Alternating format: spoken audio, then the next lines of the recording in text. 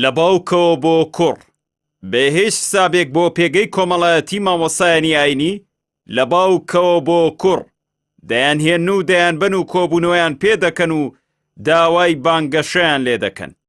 هەموو جومگەیەکی ئەم هەرێمەیان بەدام و دەستگا و فەرمانگە و مرۆڤەکانیشەوە قۆڕە کردو و پێیان وایە دەبێ هەمووان بەشان و باڵی ئەواندا هەڵبڵێن و دەستە و نەزەر لە بەردەمیاندا بوەستن و هەموو لەشیان بۆ جوانکردنی ناشرینیەکانیان ببێتە گۆ. ماوەیەک لەمەوبەر مەسعود بارزانی باوک 3 ڕۆژ لەمەوبەریش مستەفا بارزانی کوڕ مامۆسایانی ئاینی کۆ کردوتەوە و داوای دەنگدان و بانگەشەی هەڵبژاردنیان لێ دەکەن.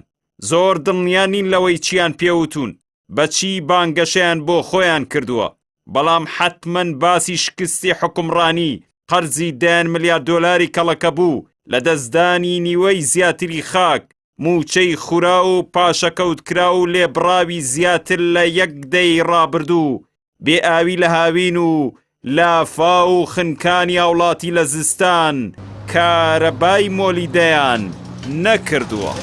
لە بنەڕەتدا کۆبوونەوەکەی مامۆسایانی ئاینی لەگەڵ کوڕی سەرۆکی پارتی لە ژێر بانگێشتی کۆبوونەوەی یەکێتی زانایانی ئاینی لقی سۆران بووە. لەوێشەوە ناچاریان کردوون بۆ کۆبوونەوە لەگەڵ کوڕی سەرۆکی پارتی بچنە لقی پارتی. مامۆسایانیش بە تایبەت ئەوانەی سەر بەو پارتە نەبوون نەیانتوانیوە ڕەتی بکەنەوە. لە کۆبوونەوەکەدا کوڕی سەرۆکی پارتی داوای پاڵپشتی مامۆسایانی ئاینی بۆ لیستی پارتی و کاندیدەکانی کردووە، بە تایبەت سەرۆکی ئیدارەی سۆران کە لەسەر ئەو لیستە کاندیدە.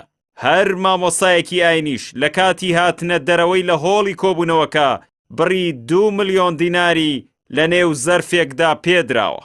بەشێک لە مامۆسایانی ئاینی و وتاربێژانی ئاینی لە وتاری هەینی ڕابردوودا کاریگەری پەیامی کۆبوونەوەکەیان پێوە دیار بوو و لەسەر داوای پارتی مزگەوتیان بۆ بانگەشەی هەڵبژاردن بەکارهێنا و بەبێ هیچ ترسێک ناوی لیستی پارتی و کاندیدەکەشیان بردووە.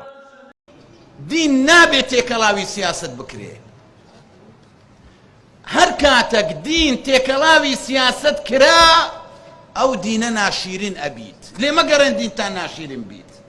بەکارهێنانی دام و دەستگا حکومیەکان، مامۆسایانی ئاینی، فەرمانبەر و کارمەندانی حکومی لەلایەن بەرپرسانی پارتی و یەکێتیەوە خویەکە بە شیرەوە خواردویانە و ئەوەی لە خەڵکی دیکە قەدەغە و حرامە بۆ خۆیان ڕێپێدرا و حەڵاڵە.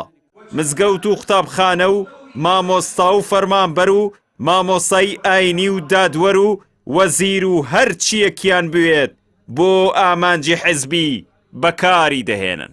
پارتی و یەکێتی و بنەماڵە دەسەڵاتدارەکان وای دەبینن هەموو کوردستان بە خاک و خەڵکەوە مڵکی خۆیانە و بە ئەمری واقع سیستمێکی خێڵەکی دەرەبەگایەتی پەیڕەو دەکەن.